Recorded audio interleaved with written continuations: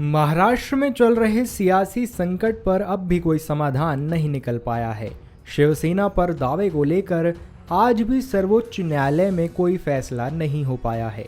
एकनाथ शिंदे और उद्धव ठाकरे के दावों को लेकर अब अदालत में सोमवार को सुनवाई होगी। इसी बीच सुप्रीम कोर्ट ने चुनाव आयोग से यह भी कहा है कि वह अगले आदेश तक शिवसेना पर अलग अलग गुटों के दावों पर कोई फैसला न ले।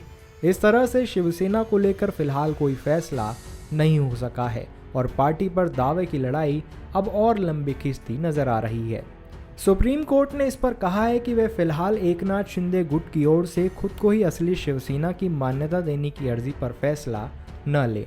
आपको बता दें कि एकनाथ शिंदे गुट ने चुनाव आयोग से यह मांग की है कि उनका गुट ही असली शिवसेना है और उन्हें ही पार्टी का सिंबल तीर धनुष आवंटित किया जाए।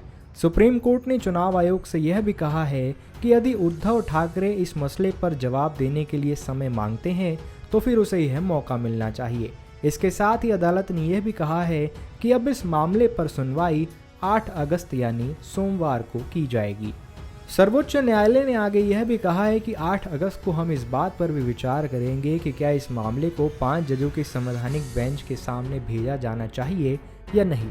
सुनवाई के दौरान एकनाथ शिंदे गुट के वकीलों ने यह कहा है कि उद्धव ठाकरे ने पद से इस्तीफा दे दिया था और राज्य को लंबे समय तक सरकार के बिना नहीं रखा जा सकता।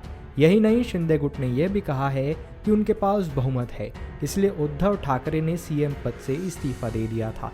वहीं उद्धव ठाकरे का पक्ष रख रहे कपिल सिब्बल ने कहा है कि इस मसले को संवैधानिक बेंच में भेजना जरूरी नहीं है, यह बेंच भी इस मामले की सुनवाई कर सकती है। इसी तरह की तमाम बड़ी खबरों से जुड़े रहने के लिए बने रहिए पंजाबकेसरी.com के साथ।